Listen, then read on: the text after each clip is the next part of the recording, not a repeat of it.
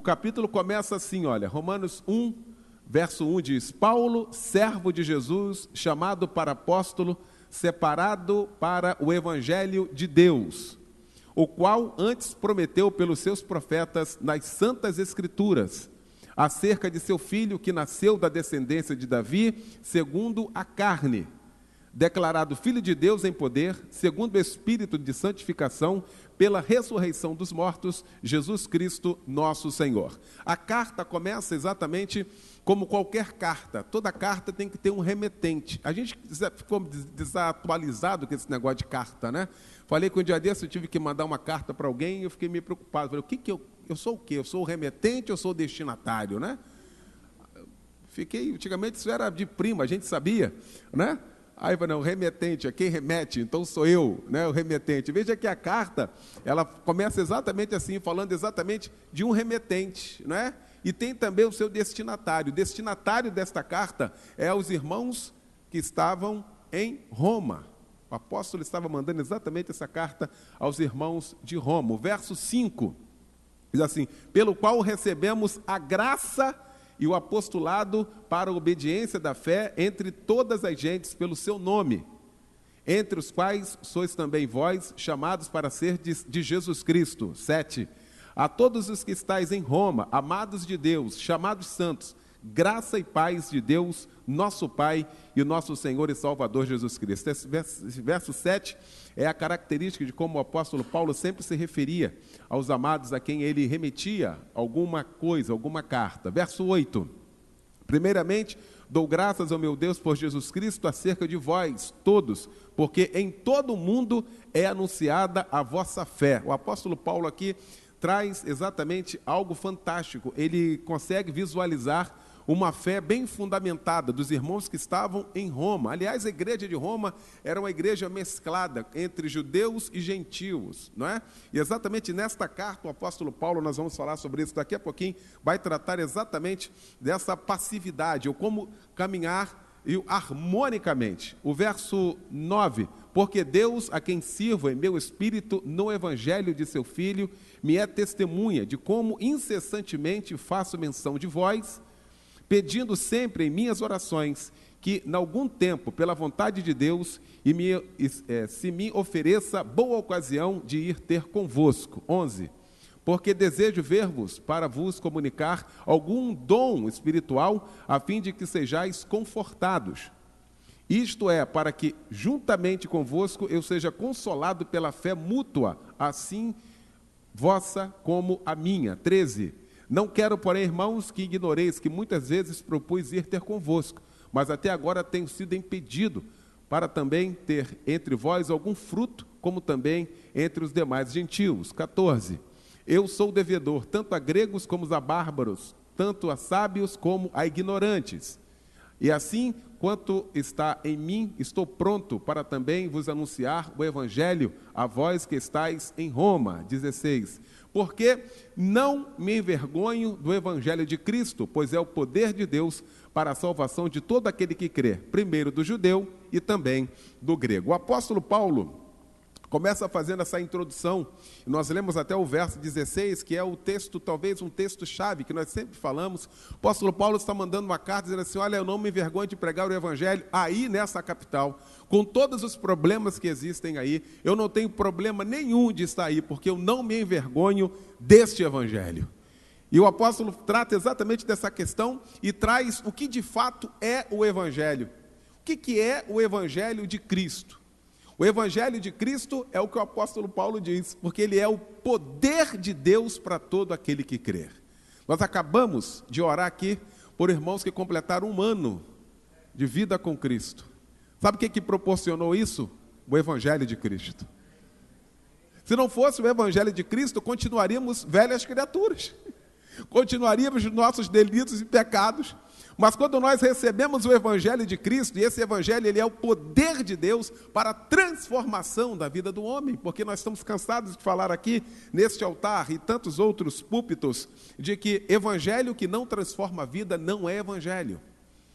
Evangelho que não transforma a vida é uma filosofia de vida. É um entendimento humano, é um estudo humano, porque o evangelho de Cristo ele transforma a vida do homem. A prova disso é nós que estamos aqui. Então o apóstolo traz 3 propósitos nesta carta. A primeira é para preparar a igreja de Roma para a viagem, né, que ele mesmo pretendia fazer. Esse era um anseio do apóstolo Paulo, de estar em Roma com os irmãos de Roma.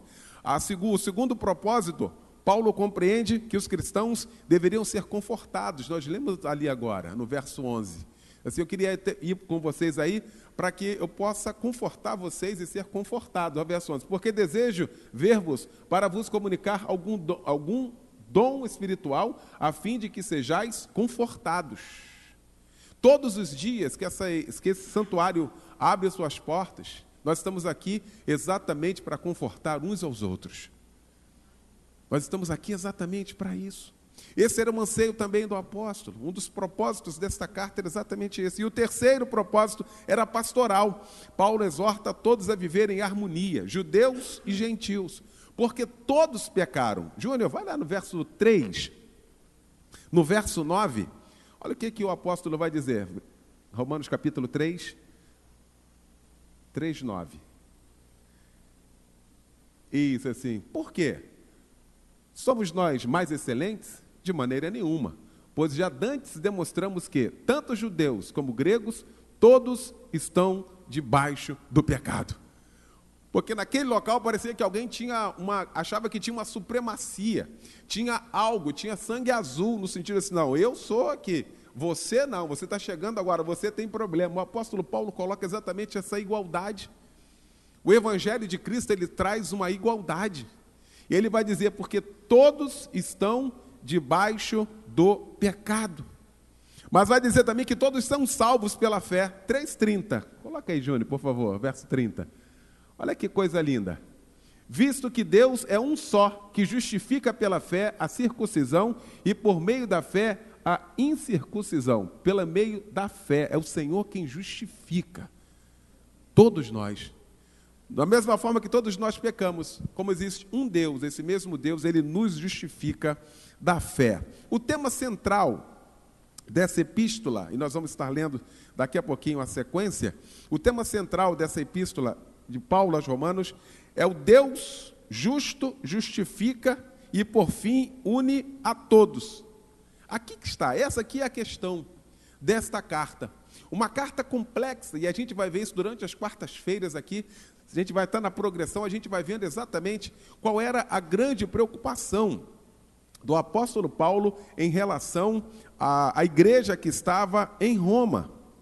A justificação é pela graça e mediante a fé.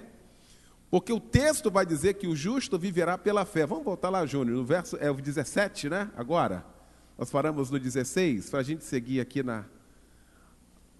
Porque nele se descobre a justiça de Deus de fé em fé, como está escrito, mas o justo viverá da fé. Aqui não tem uma fé diferente, não. Está dizendo, o justo viverá pela fé. Ou seja, a justificação vem pela fé. A justificação só acontece pela fé. E o que é justificação? O que é justificação? É o estado de ser justo aos olhos de Deus. Porque pela lei, a gente só conseguia ver o pecado. Ainda no capítulo 13, Júnior, vamos lá. No capítulo 13, nós vamos entender exatamente, aqui a gente vai fazer, o apóstolo Paulo vai fazer uma distinção, 3:20.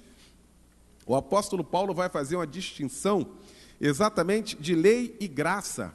É importante demais isso, porque como eu falei, uma igreja mesclada entre judeus e gentios, parecia que tinha uma divisão. Olha o que diz aqui, o capítulo 3, 20.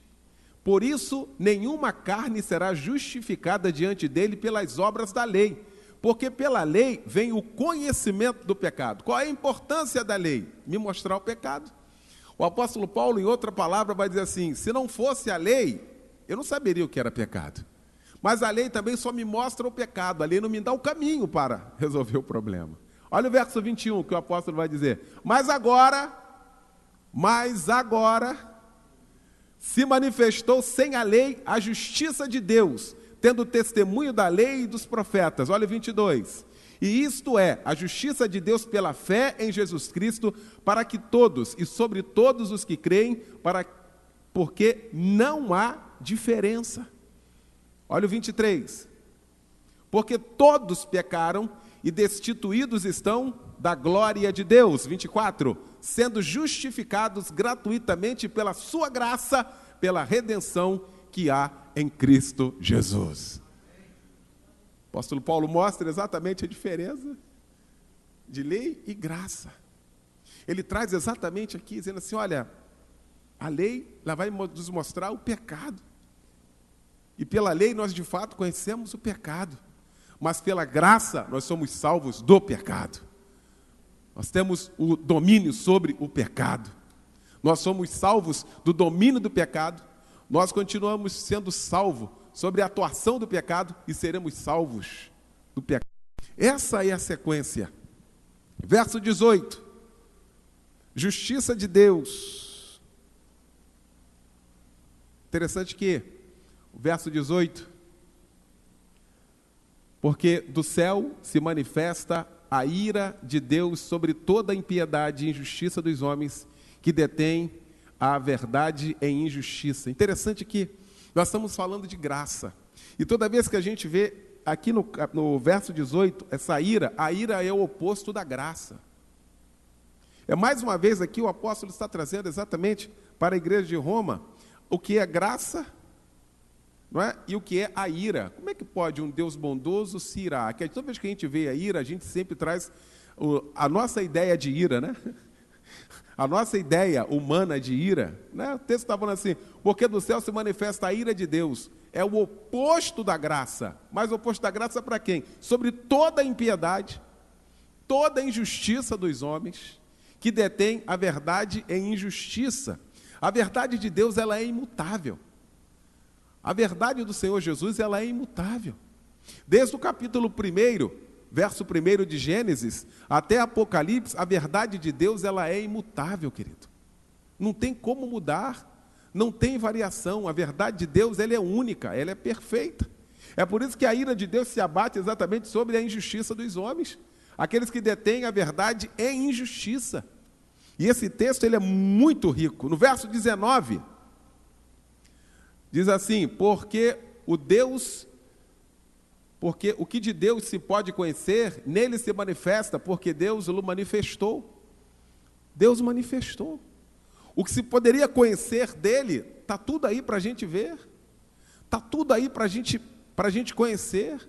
O grande problema é que nós colocamos tudo no automático, a gente não consegue valorizar uma manhã, a gente não consegue valorizar o nascer do sol, a gente não consegue analisar uma flor abrindo, a gente não consegue, a gente reclama da chuva. Tem região do Nordeste, querido, que a maior bênção para eles, está todo mundo lá orando para chover. Quando chove no Rio de Janeiro, todo mundo reclama. Pô, mas está chovendo, o dia está até feio. A gente diz que o dia está feio. Porque está chovendo, chuva é bênção. Nenhum homem tem nenhum botão para apertar para chover ou parar de chover. Isso é Deus que faz. E está tudo aí para todo mundo. Hoje o sol fez um dia muito lindo, um sol bonito demais. E surgiu o sol, nasceu o sol para justo e para injusto. Para quem agradeceu e para quem não agradeceu. Para quem quis ver a atuação de Deus e para quem não quis ver. Às vezes a gente não quer. Quer ver algo fantástico, irmão Carlos? Dá um pulinho aqui fora, aqui, por favor, para mim. E olha para cima. Isso, vai aqui, dá uma olhadinha aí. E olha para cima. Daí da porta já dá para você. Isso. O que você está vendo aí? Então, o que mais? Pois é, lua cheia. O que mais? Você conseguiu ver o céu? Você conseguiu ver o céu? Pois é. A Bíblia diz que os céus manifestam a glória de Deus. Os céus manifestam a glória de Deus, para quem crer e para quem não crer. Foi assim que ele quis se manifestar. Então Deus se manifesta aos homens, daquilo que é possível para entendimento do homem. O verso 20 vai dizer assim, ó, porque as suas coisas invisíveis, desde a criação do mundo, tanto o seu eterno poder, como a sua divindade, se entendem e claramente se veem pelas coisas que estão criadas, para que eles fiquem inexcusáveis. Para que a gente fale assim, não, eles não sabiam. Claro que sabiam. O apóstolo diz, claro que sabe. Deus colocou uma lei moral em cada um. Existe uma lei moral em cada um. Todo mundo sabe o que é certo e o que é errado. Até uma criança sabe quando faz uma coisa certa, quando faz uma coisa errada, tanto que se esconde, porque sabe que fez uma coisa errada. Deus colocou isso, foi Deus que fez isso. Foi Deus que fez isso. No verso 20, o universo manifesta a existência de Deus, as suas impressões digitais. Toda vez que a gente vê qualquer coisa criada, sobretudo hoje, isso é um termo hoje muito usado, né? Se pega alguém que fez uma página na internet, alguém que mexe com essa questão de internet, aí ele desenvolve uma página, e lá no final da página está assim, by fulano, ou seja, a criação é de alguém, foi fulano que criou aquela página. A gente não precisa ir muito longe. Quando alguém tem uma grife, né? Você pega aqui a etiqueta da grife, by fulano, né? E as grifes são famosas. O próprio Deus também age assim, querido. Deus colocou as suas impressões digitais, tudo que Ele criou.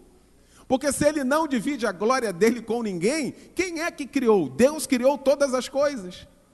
A Bíblia vai dizer que por Ele, para Ele, foram feitas todas as coisas. E Ele deixou as suas impressões digitais. O homem é que acaba complicando tudo. Tudo de Deus tem 3 em 1. O senhor conhece, pastor Roberto, essa matemática? 3 em 1. Isso é lindo demais. Mas o homem não quer. O homem não quer conseguir compreender isso, ele não quer, mas só que eles são inexcusáveis, porque está tudo aí para eles terem a noção de que tem um Criador, de que tem um Deus que é santo, de que tem um Deus que não divide a sua glória com ninguém, de que tem um Deus que tem um propósito específico para o homem. A gente vai para a escola, aprende um monte de coisa, mas a gente bota no automático. É o famoso 3 em 1 que está todo mundo falando, e é uma grande verdade, não tem como. Você chega para um ateu hoje e pergunta assim, o que é o tempo? O que é o tempo? Defina tempo. 3 em 1 o tempo, passado, presente e futuro. Isso não é para Kenneth, não, isso é para quem é ateu, ou não é verdade? 3 em 1. Mas eu não acredito, então tá, então vamos falar sobre espaço. Espaço, largura, altura e profundidade. 3 em 1. Você pode não acreditar em Deus, mas o 3 em 1 está aí. E o texto vai seguindo, a ideia vai seguindo. Qual é a base da matéria? 3 em 1. Átomos, prótons e elétrons. 3 em 1. Tem um monte de ateu lá que sabe disso. O 3 em 1 está instalado exatamente porque são as impressões digitais de Deus. O estado da matéria. Sólido, líquido, gasoso. 3 em 1. Os músicos aqui, vamos falar da música? A música, melodia, harmonia e ritmo. 3 em 1. A criação. Foi Ele que criou. Pai Deus Todo-Poderoso. Criador, foi Ele que faz. As leis de Deus são eternas. Quem consegue segurar a lei da gravidade? Segura ela aí. Elas são transcendentais, igual ao próprio Deus. Está tudo aqui. Isso é a questão para a gente parar e pensar. Que tudo aquilo que Deus criou, Ele colocou a sua digital. É Ele que criou todas as coisas. O homem não tem condição de criar absolutamente nada. E esse verso 20 fala exatamente sobre isso. Está tudo aqui. Tudo isso está muito evidente para que esses homens, essas pessoas, para que o ser humano não fiquem inexcusáveis. E essa é uma responsabilidade. No verso 27, deixa eu andar aqui, Júnior. Lá. E semelhantemente também todos os homens, deixando o uso natural da mulher, se inflamaram em sua sensualidade uns para com os outros, homens com homens, cometendo torpeza e recebendo em si mesmos a recompensa que convinha ao seu erro. Parece que o apóstolo escreveu essa carta mês passado. Parece que o apóstolo escreveu essa carta no mês passado. Não é isso que a gente está vendo aí? A todo instante não é isso que acontece? E cada vez mais, aos montes, as leis humanas estão preservando e muitas das vezes dando muito mais ênfase a uma minoria, que é uma minoria de fato em detrimento da maioria. E parece que o apóstolo escreveu isso aqui. E por que o apóstolo Paulo escreveu esse texto? Porque eu falei, querido, pecado é pecado. Pecado é pecado de Gênesis até Apocalipse, ele não muda. Pecado, se foi pecado para Abraão, se for pecado, é pecado para mim. Se Jesus não voltar, será pecado para os meus netos, para os meus bisnetos, porque Deus não muda. Pecado é pecado. Sabe de onde o apóstolo Paulo tira exatamente isso? Sabe qual é a base dele? Lá em Levítico. Vai lá para Levítico aqui, ó, no Levítico 18. Levítico 18 e 22, nem precisa lá não, Júnior, deixa que eu ler aqui. Aqui, ó, verso 22. Uniões abomináveis. Uniões abomináveis, lá em Levítico, lá no Antigo Testamento, lá no início de tudo, lá na caminhada. Aí vai dizer assim no verso 22, com homem não te deitarás como se fosse mulher. É abominação. A dispensação é outra, o século é outro, os tempos são outros, mas o Deus é o mesmo. As pessoas dão ênfase no tempo, as pessoas dão ênfase às dispensações, as pessoas falam das civilizações, mas as pessoas esquecem do mais importante, que o Senhor Deus continua sendo o mesmo. Ele continua sendo santo. Sua palavra não volta, sua palavra é atemporal. Tal qual as suas leis. Do verso 24 ao 28, interessante que o apóstolo vai falar 3 vezes aqui algo. Vamos no 24, João, isso? Por isso também Deus os entregou às concupiscências de seus corações, à imundície, para desonrarem seus corpos entre si. Sabe o que o apóstolo Paulo está falando aqui? Uma questão coerente. A Bíblia vai dizer que digno de honra é o matrimônio. O apóstolo vai falar ali, ó lá, para desonrarem os seus corpos, onde não há dignidade, onde só a questão da volúpia é que vale, e não é isso hoje. Não é isso que acontece hoje. Olha o verso 25. Pois mudaram a verdade de Deus. Imagina mudar a verdade de Deus. A gente acabou de falar aqui que todas as coisas ele imprimiu, colocou ali as suas impressões digitais, mas mudaram a verdade de Deus é mentira. Olha a capacidade. Hoje nós temos até igreja chamada evangélica, que dá ênfase nisso. Estão querendo fazer uma Bíblia. Uma Bíblia, tirando tudo isso que nós estamos falando aqui. Já fizeram, né, Júnior? Está tudo lá. Tiraram tudo isso aqui. Ou seja, olha aqui. Olha o que o apóstolo está dizendo assim. Pois mudaram a verdade de Deus. Deus disse que é abominável. Não é não. É aceitável. Deus aceita a gente que a gente se ama. Esse é o fundamento, diz assim, honraram e serviram mais a criatura do que o Criador, que é bendito eternamente. O apóstolo fala assim, ele é bendito eternamente, ou seja, ele não muda, ele é eterno, como a sua santa palavra. Olha 26. Por isso Deus os abandonou às paixões infames, porque até as mulheres, olha o texto aí de novo, escrito semana passada, porque até as mulheres mudaram o uso natural, contrário à natureza. 27. Semelhantemente também, todos os homens, deixando o uso natural da mulher, se inflamaram em sua sensualidade uns para com os outros, homem com homens, cometendo torpeza e recebendo em si mesmos a recompensa que convinha ao seu erro. 28, a gente fecha aqui, olha. E como eles não se importaram de ter conhecimento de Deus, assim Deus os entregou a um sentimento perverso, para fazerem coisas que não convêm. Está aqui. Deus tem algo para mim, querido. Deus tem algo de bom para você. Deus tem algo de bom para mim. Se eu não quiser, eu tenho que querer. Por 3 vezes o apóstolo vai usar a expressão assim, Deus os entregou. Eu acho esse texto muito forte, essa frase, ele é muito forte. Você imagina um Deus que é acolhedor, um Deus que ama, um Deus que envia o filho dele para morrer, um Deus que forma uma família, o Deus que quer ser o cordão de 3 dobras no relacionamento, um Deus que guarda os filhos, um Deus que tem compromisso com a família, diz assim, vocês não querem não, então eu vou entregar vocês. Eu vou deixar vocês irem. Imagine, meus irmãos, se nós estivéssemos longe de Deus. Imagina se Deus tivesse nos entregado as nossas paixões, a nossa mente, onde nós estaríamos? Aonde nós estaríamos? É isso que o apóstolo Paulo vem trazendo para a gente aqui. É isso que o apóstolo Paulo vem trazendo para a gente. Verso 29, Júnior. Estando cheios de toda iniquidade, prostituição, malícia. Aí o apóstolo Paulo faz também aqui uma relação.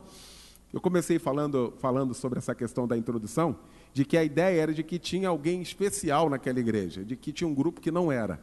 Aí o apóstolo começa falando exatamente sobre essa questão da sensualidade, porque isso de fato é abominável, sobretudo naquela época tinha muito mais ênfase sobre isso. Porque a gente acha que essa questão de homossexualismo começou ali. Não, isso começou lá no Antigo Testamento. Se voltarmos lá em Sodoma e Gomorra, isso já tinha lá. Ou seja, isso é uma deterioração que vem acontecendo. Dizendo assim, estando cheios de toda... Eu acho bonita essa expressão aqui para definir. Estando cheios de toda iniquidade. Sabe o que acontece com o aumento da iniquidade? Quando aumenta a iniquidade, o amor esfria. Olha lá. Estando cheios de toda iniquidade, prostituição, malícia, avareza, maldade, cheios de inveja, homicídio, contenda, engano, malignidade, sendo murmuradores, detratores, aborrecedores de Deus, injuriadores, soberbos, presunçosos, inventores de males, desobedientes aos pais e mães. Aqui vem outra questão. O texto vai falar que temos que honrar pai e mãe. Aí o apóstolo coloca também ali na listagem, ali, quem não honra pai e mãe. Ou seja, como é que vai ser feliz, querido? E aí segue, nécios, infiéis nos contratos, sem afeição natural, irreconciliáveis, sem misericórdia. E o 32? Aos quais, conhecendo a justiça de Deus. Aqui não tem ignorância não, querido. Porque às vezes a gente pensa o texto, não, porque Deus não leva Deus não leva em conta o tempo da ignorância. É uma verdade, mas o texto está dizendo aqui que as pessoas conhecem sim a justiça de Deus. E praticam tais coisas. Talvez o problema não seja a homossexualidade, mas seja a fofoca. Está ali dentro. Talvez não seja a fofoca, talvez seja a irreconciliação. Tem gente que é irreconciliável. Tem gente que é malicioso. Tem gente que não tem misericórdia. E está todo mundo dentro. Parece que aquele pecado da sexualidade é um pecado... Não, esses aqui também são. Pecado é pecado, não tem pecadinho, não tem pecadão para Deus. Pecado é errar o alvo. O apóstolo Paulo chega ao final desse capítulo abrindo o leque. Ele diz assim, olha, não se vangloria não, porque você não tem problema com a homossexualidade, mas olha, aí ele faz essa lista aqui. E essa lista é para que eu e você possamos parar e meditar exatamente como está a nossa vida.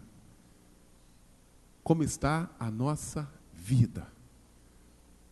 Interessante que no capítulo 2, Júnior, no verso 15, o apóstolo vai falar exatamente sobre isso, vai trazer lá, os quais mostram a obra da lei escrita em seus corações, testificando juntamente a sua consciência e os seus pensamentos, quer acusando-os, quer defendendo. Está falando exatamente que nós temos a lei de Deus no nosso coração para a gente ter exatamente essa noção. Nós vamos ter, nesse mês, ou até dezembro, um estudo sistemático sobre essa carta. Essa carta que fala de arrependimento, que fala de graça. Essa carta que fala de cruz. De uma carta, talvez, a carta mais completa. E eu tenho uma certeza, quando chegarmos ao capítulo 16 do livro de Romanos, fechando este livro, em dezembro, nós vamos estar muito mais libertos para a glória de Deus. Queria que você, como dever de casa, se posso dizer assim, para entendimento geral, que você lesse de fato esse capítulo, mais uma vez na sua casa, com calma, devagar, analisando, pontuando, pedindo ajuda do Espírito Santo, porque sobre nós paira a justiça de Deus no nosso coração, a lei moral de Deus no nosso coração. Amém? Se coloque de pé, em nome de Jesus, nesta hora. Aleluia. Chegou esse momento especial de eu fazer exatamente um exame. Estava ontem à tarde estudando exatamente esse capítulo e veio à minha mente a palavra do apóstolo Paulo também. No momento da ceia, a gente sempre usa aquele verso: examine-se, pois, o homem a si mesmo. Esse é o momento, sabe, dizer: Senhor, o Senhor tem me abençoado, eu reconheço as tuas obras na minha vida, eu reconheço, Senhor, as tuas leis, eu reconheço a tua graça na minha vida, mas eu reconheço o quão longe eu estou daquilo que tu queres. Sabe, às vezes a gente se sente tão longe de Deus, mas a gente não sente isso por uma questão natural. Esse é o Espírito, é algo que existe dentro de nós, que nos dá a dimensão de onde nós estamos diante de Deus. E isso é muito bom. Toda vez que você faz algo que acende uma luz, glorifique a Deus, porque isso não é humano, isso não é natural, isso é o Espírito Santo dentro de você. Porque por nós mesmos, querido, nós vamos igual essas pessoas que vão fazendo, acontecendo, achando que são inexcusáveis, achando que não tem culpa diante de Deus. Nós conhecemos as leis de Deus e meditamos na lei de Deus de dia e de noite. Esse é o prazer de quem conhece a lei do Senhor, de quem vive na casa de Deus, de quem tem o Espírito Santo de Deus na vida, como condutor, como Senhor.